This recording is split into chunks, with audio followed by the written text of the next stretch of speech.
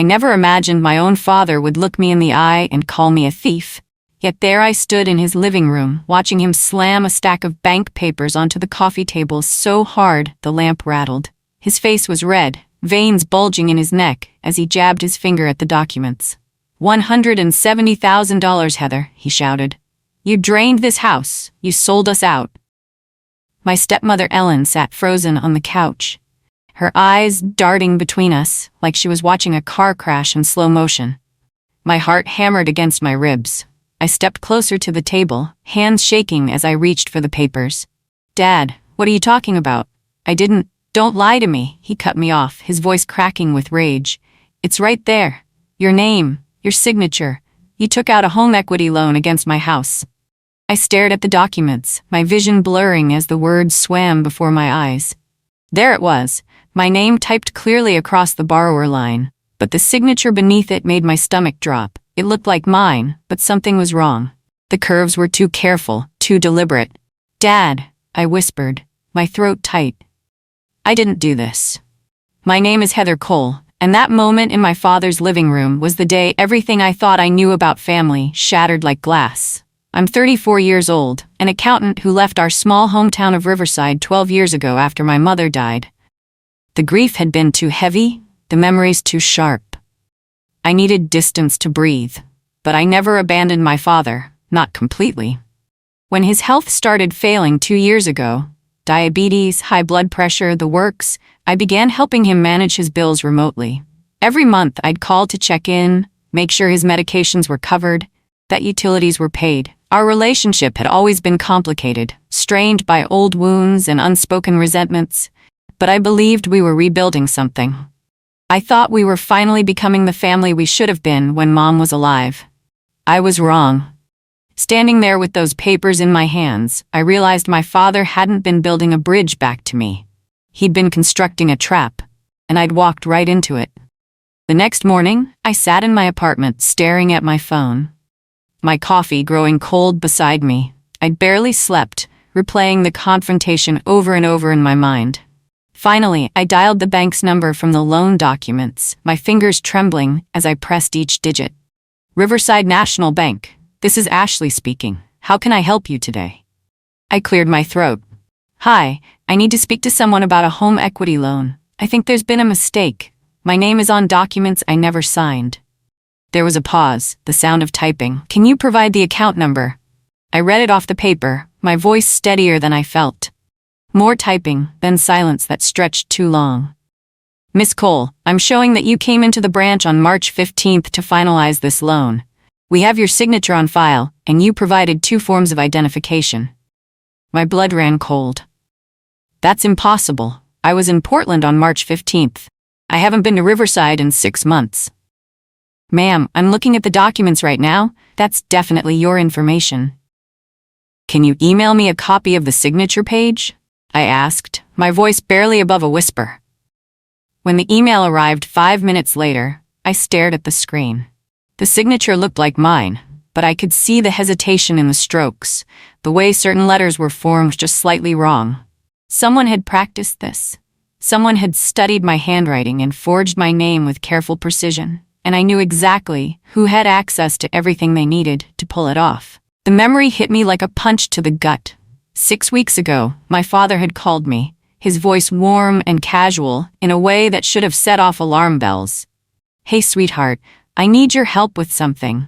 Tax season, you know how it is. My accountant needs a copy of your driver's license for some dependent paperwork. I thought it was odd. I hadn't been his dependent in over a decade, but he'd sounded so normal, so fatherly, that I'd pushed my doubts aside.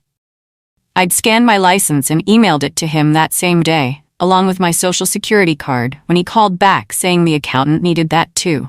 Just routine stuff, he'd assured me. Nothing to worry about. Now, sitting in my apartment with that forged signature staring back at me from my computer screen, I understood. He'd had everything he needed.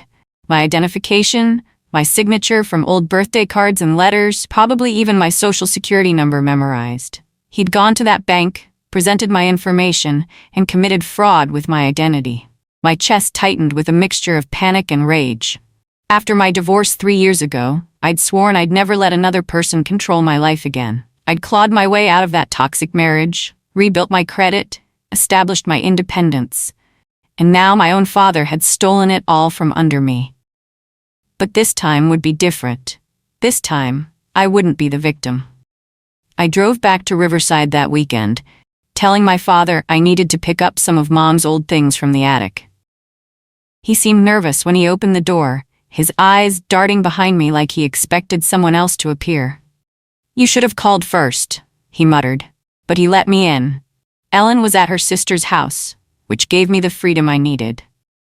While my father sat in the living room watching television, I slipped into his home office, the same room where he used to help me with math homework, where Mom used to pay bills at the old oak desk. The room felt different now, contaminated somehow. I started going through the filing cabinet, moving carefully, making sure everything looked untouched. That's when I found them. Envelopes from the Riverbend Casino, dozens of them, dating back 3 years. Cash advance receipts, pawn tickets with his name on them, listing Mom's jewelry, her wedding ring, things I thought were stored safely for me. My hands shook as I photographed everything with my phone. The debt stretched back far longer than the home equity loan. This wasn't a sudden mistake or a moment of weakness. My father had been hiding a gambling spiral for years, probably since Mom died, and now that the walls were closing in, he'd decided to let me take the fall. The shame burned in my chest, but beneath it, a cold determination began to form. 2 days later, I sat in a booth at Rosie's Diner, the same place where my father used to take me for pancakes on Sunday mornings when I was small. I'd chosen a spot near the back, where I could watch the door, nursing a coffee I didn't want while I waited. I'd called my father earlier, told him I wanted to talk about figuring this out together. He'd agreed to meet me here at 3 o'clock, relief evident in his voice. He thought I was backing down, accepting blame, ready to help him fix his mess. He arrived 10 minutes late, and he wasn't alone. Martin Hale walked in behind him, my father's old poker buddy from his weekly games. Martin was smooth, always had been, with his expensive watch and practiced smile. He'd been at family barbecues, Christmas dinners, always lingering at the edges of my childhood like smoke. They slid into the booth across from me, and I caught the tail end of their conversation. "You'll pay me back when the house sells," Martin said, his tone smug and certain. "That's what we agreed." My father nodded, looking smaller somehow, diminished. Then Martin's eyes found mine, and his smile widened into something that made my skin crawl. "Still cleaning up Daddy's messes, Heather?" he said. "Some things never change." I set my coffee down carefully, meeting his gaze. "Actually, Martin, things are about to change quite a bit." That evening, I sat across from my old coworker and closest friend, Lena Martinez, in her law office downtown. She'd left the accounting firm 2 years ago to pursue her law degree, and now she specialized in financial fraud cases. I'd called her from my car outside the diner, my voice shaking as I explained everything. Now, with copies of the documents spread across her desk, Lena studied them with the focused intensity I remembered from our days auditing corporate accounts together. "This is fraud, Heather. Clear, prosecutable fraud," she said finally, looking up at me. "The loan is technically in your name, which means you're legally responsible for the debt. But if you can prove your father forged your signature and used your identity without permission, we can not only clear you but trigger a full investigation." "An investigation into my father," I said quietly. "And into Martin Hale," Lena added, tapping one of the casino receipts. "I've seen his name before. He's been linked to similar schemes, helping people take out fraudulent loans, getting them deeper into debt, then swooping in as the investor who'll save them. He preys on vulnerable people, Heather. Your father isn't his first victim, and he won't be his last unless someone stops him." I felt something shift inside me, a realization that this was bigger than just my pain, my betrayal. "So what do we do?" Lena leaned forward. "We build a case, we expose the truth, and we do it legally, by the book. No revenge, no shortcuts. Just cold, clean justice." For the first time since this nightmare began, I felt a spark of hope. Over the next 2 weeks, I became someone I barely recognized. Meticulous, calculating, relentless. I created spreadsheets tracking every suspicious transaction in my father's accounts. I printed bank statements going back 5 years, highlighting patterns of cash withdrawals that coincided with casino visits. I saved voicemails, backed up emails, documented every digital footprint I could find.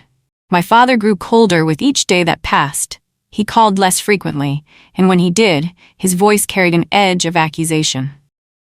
"I know you're up to something, Heather. You're trying to ruin me, just like you ruined your marriage." The words stung, but I'd learned long ago that wounded animals lash out. Behind his anger, I could see fear. He knew I was digging, and he was terrified of what I might find.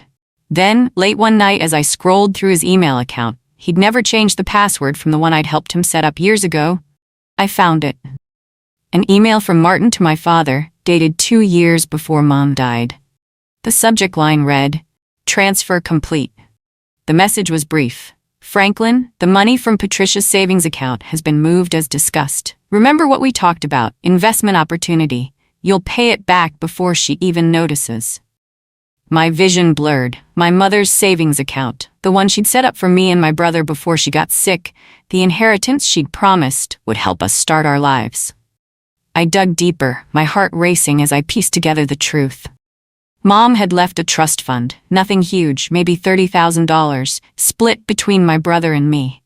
My brother had moved to Australia right after her funeral, and we'd lost touch over the years.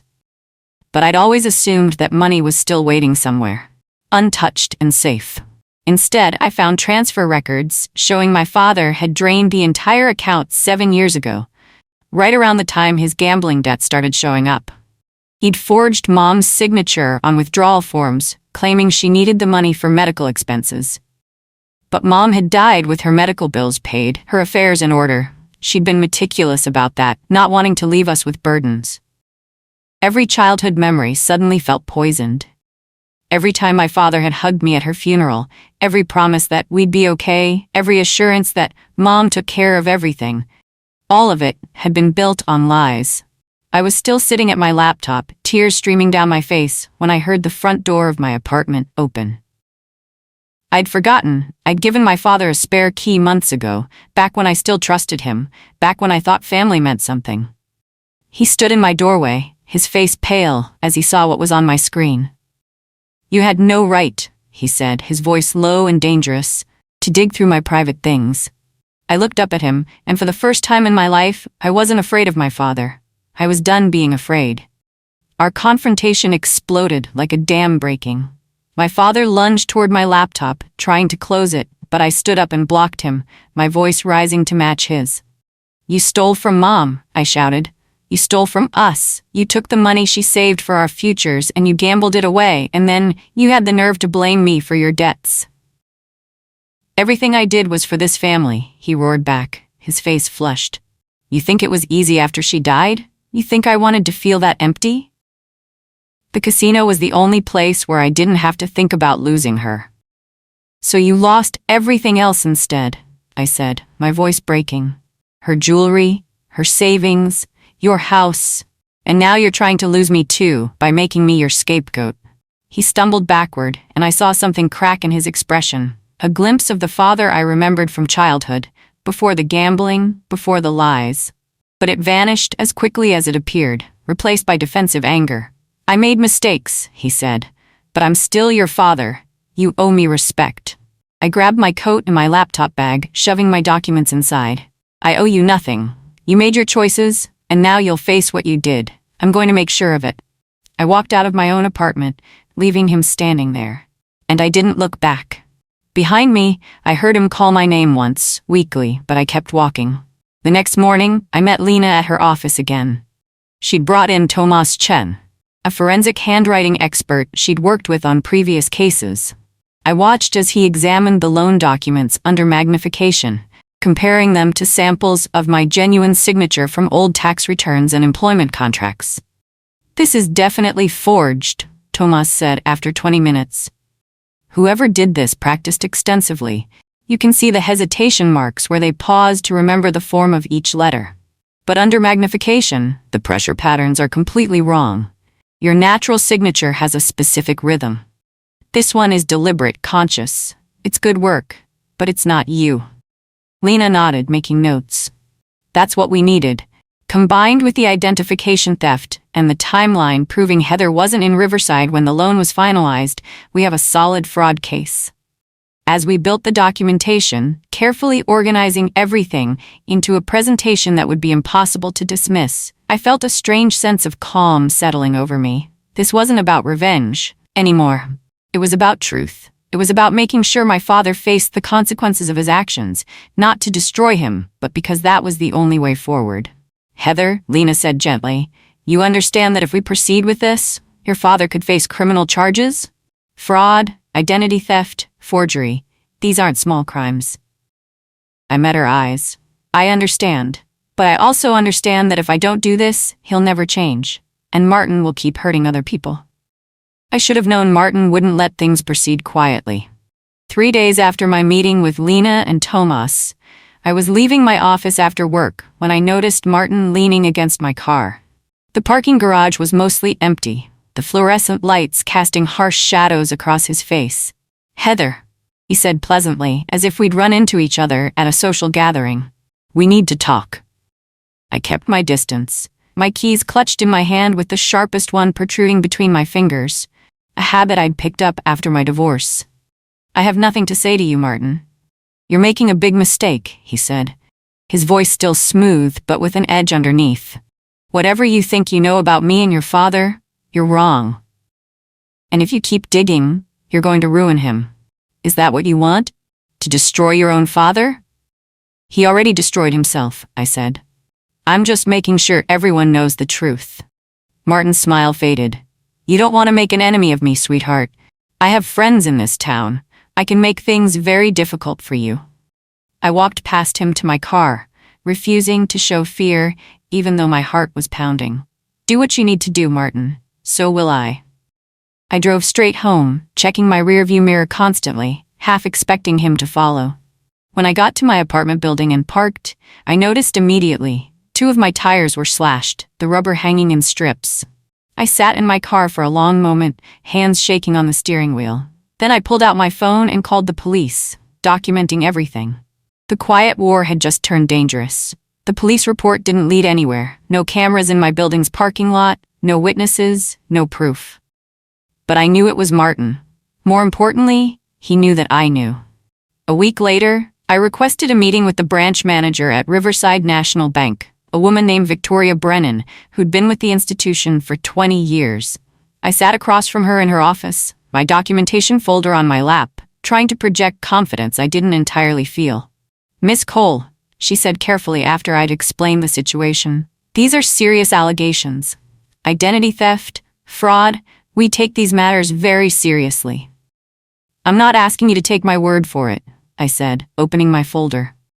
I have a forensic handwriting analysis, timeline documentation proving I wasn't in Riverside on the date of the loan signing, and evidence of other fraudulent activity involving the cosigner on this loan.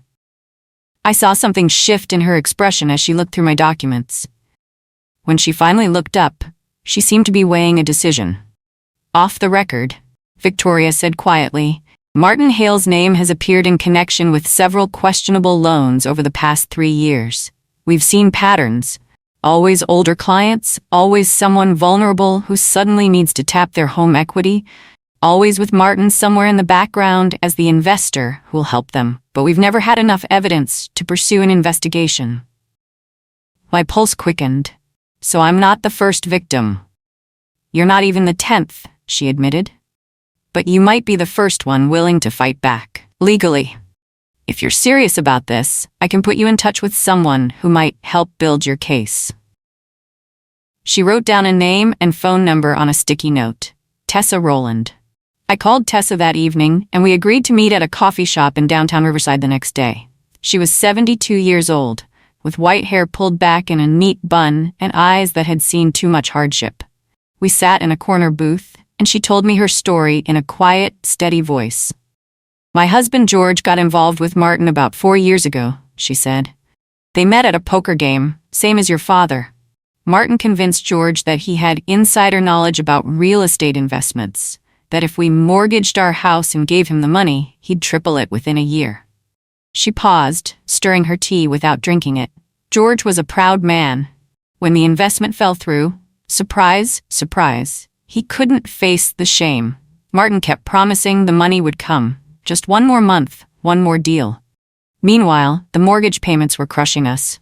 George had a heart attack 18 months ago. The stress killed him. Her voice broke slightly. We lost our house 6 months after he died. I'm living with my daughter now, and Martin Hale is still out there, finding new victims. I reached across the table and squeezed her hand. I'm gonna stop him, Tessa. I promise you that. She looked at me with something between hope and skepticism. A lot of people have made that promise, honey. He's slippery. He always finds a way out. Not this time, I said. And I meant it.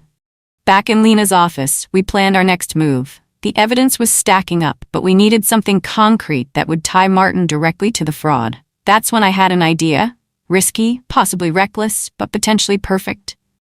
What if we set a trap? I suggested. I tell my father I've changed my mind, that I want to help him settle the debt and work things out. We arrange a meeting with the bank, supposedly to restructure the loan. I copy Martin on the email. Make it seem like we need his financial advice to navigate the situation. Lena leaned back in her chair, considering. You think Martin will show up? I know he will. His ego won't let him stay away. And if he thinks there's a chance to keep his scam going, to keep my father on the hook, he'll be there to make sure it happens. And you'll record the conversation, Lena finished. I nodded. Every word. If we can get him to admit to even part of his involvement, to talk about the usual paperwork or the way he helps facilitate these loans, we'll have him. Lena drummed her fingers on her desk. It's entrapment if you're working with the police. But if you're just a private citizen documenting a business meeting, making sure you have a record of what's being discussed. She smiled slightly. That's just being thorough. We spent the next 2 hours crafting the perfect email to my father and Martin, striking just the right tone of defeated resignation mixed with hope for a solution. The meeting was set for 10 o'clock on a Thursday morning at the bank. I arrived early, my phone tucked into my purse with the voice recorder app already running. Lena was parked outside in her car, ready to receive the audio file the moment the meeting ended. My father arrived at 9:55, looking hopeful for the first time in weeks. Martin showed up exactly at 10, dressed in an expensive suit, carrying a leather briefcase that probably cost more than most people's monthly rent. We sat in a small conference room, and Victoria, the bank manager, joined us, playing her role perfectly. She'd agreed to help with the setup, as long as everything remained legal and documented. Martin took control of the conversation immediately, talking about restructuring options and refinancing strategies with the smooth confidence of a man who'd done this dozens of times before. And then about 15 minutes in, he made his mistake. Look, Heather, I know this seems overwhelming, but Franklin and I have worked through this kind of paperwork before. The daughter signature thing, the consent forms, it's all pretty standard in these situations. We just need to make sure the bank has what it needs to keep things moving forward. I kept my expression neutral, even as my heart raced. The daughter's signature thing? What do you mean? He waved his hand dismissively. You know, when you signed off on helping your father access the equity, it's all been handled. We just need to formalize the payment plan now. But I never signed anything, I said carefully. I was never here. For just a moment, Martin's mask slipped. His eyes widened fractionally before he recovered. Of course, I meant when Franklin signed on your behalf. With your permission. That's what I meant. It was enough. The slip, the casual mention of forged consent, the implication that this was routine, Lena would have everything she needed. I stood up. Actually, Martin, I think we're done here. His face darkened. What are you talking about? We haven't finished discussing the terms. There are no terms, I said. Because there was no loan. Not one that I authorized, anyway. I walked out of the conference room, my hands shaking but my spine straight. Behind me, I heard Martin start to sputter protests, my father calling my name in confusion. But I kept walking. In my car, I forwarded the audio file to Lena, then sat for a moment with my hands on the steering wheel, breathing deeply. It was done. Whatever happened next was out of my control, but I'd done everything I could do. The response was faster than I expected.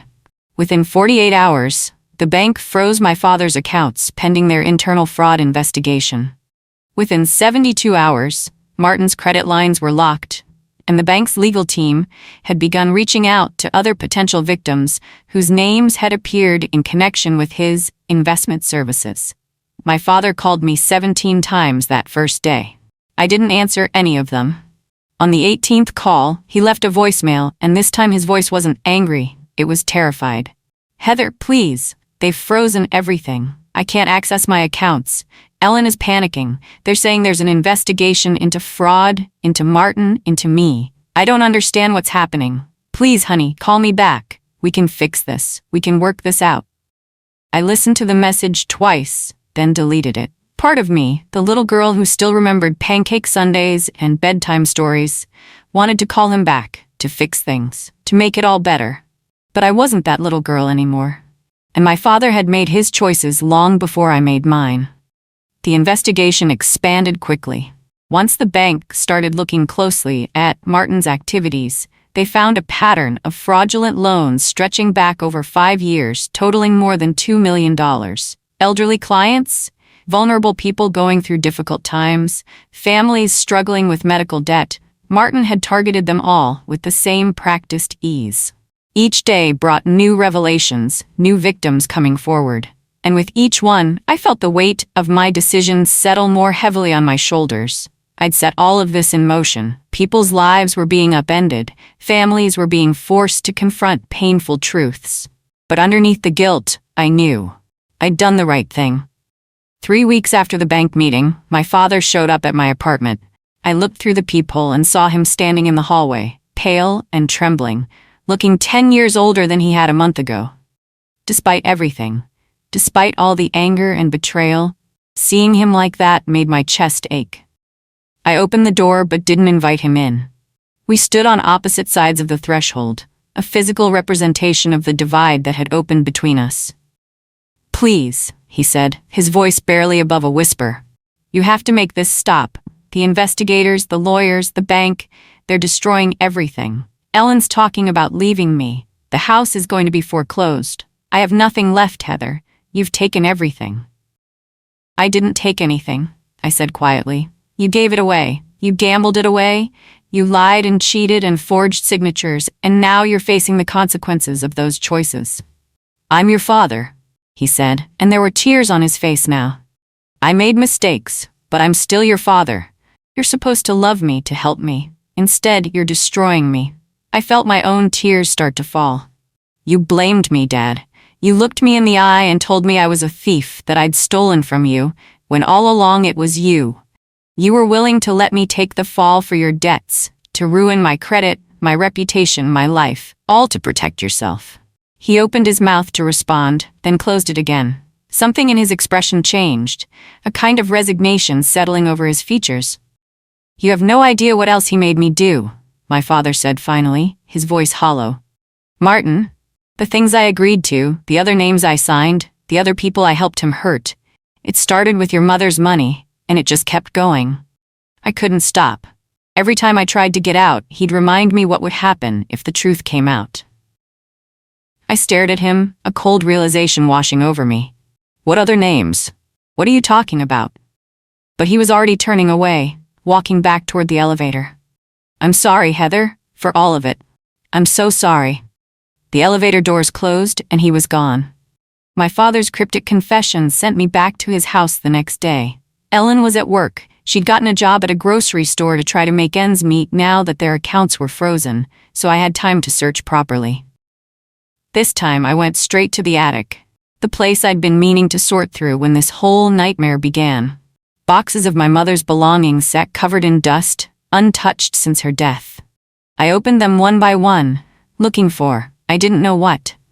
That's when I found it, tucked inside a box labeled Patricia's Important Documents, a manila folder containing deed papers.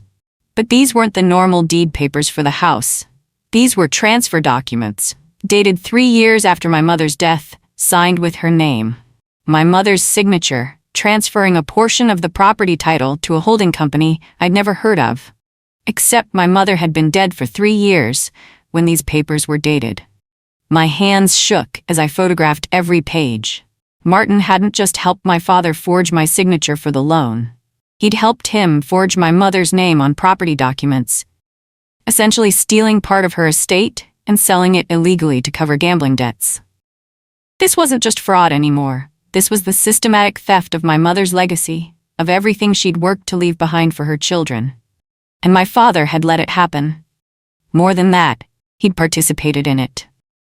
I called Lena from my car, my voice shaking as I explained what I'd found.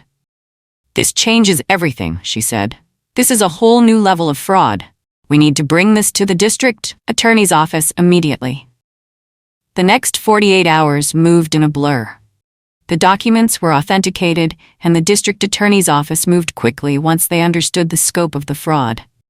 Martin was arrested during one of his regular poker nights at the Riverbend Casino, led out in handcuffs in front of everyone. My father was brought in for questioning as a cooperating witness, given the option to testify against Martin in exchange for reduced charges. I watched the news coverage from my car, parked across the street from the police station, feeling numb. Ellen called me that evening, her voice tight. "They're going to charge him, Heather. Even with his cooperation, they're saying he'll face fraud charges. He could go to jail." "I know," I said quietly. "How can you be so calm?" she demanded. "This is your father we're talking about, your family." "He stopped being my family when he decided to blame me for his crimes," I replied. "I'm sorry, Ellen. I really am. But this isn't my fault, and it's not my responsibility to fix." She hung up on me, but I understood. She was losing everything too, and she needed someone to blame. I was the easiest target, but I was done being the target. I was done being the scapegoat. Whatever happened next, I'd face it knowing I'd told the truth. My father came to see me one last time, a week after Martin's arrest.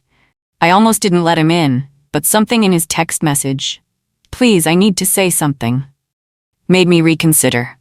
He sat on my couch, his hands clasped between his knees, looking smaller and more broken than I'd ever seen him. For a long time, he didn't speak, and I didn't push him.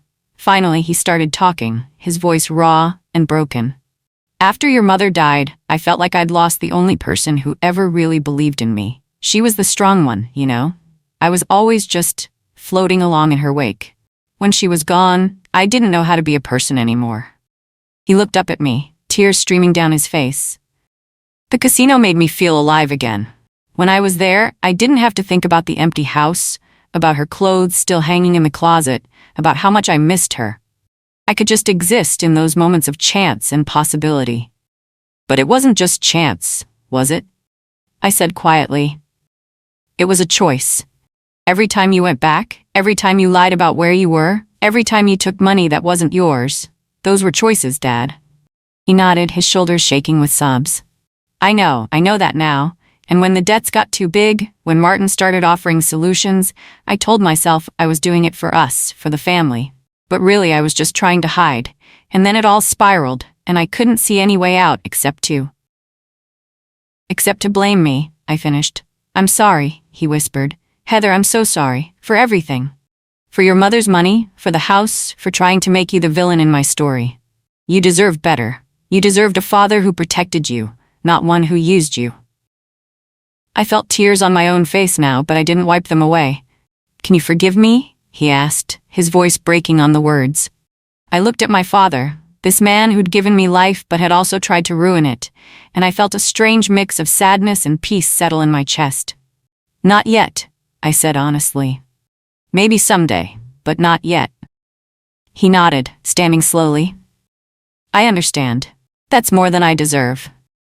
The hardest part came 2 weeks later, when Lena presented me with an option. The district attorney's office was willing to reduce my father's charges significantly if I signed a statement of leniency, acknowledging that he'd been manipulated by Martin and that I didn't wish to press charges for the identity theft.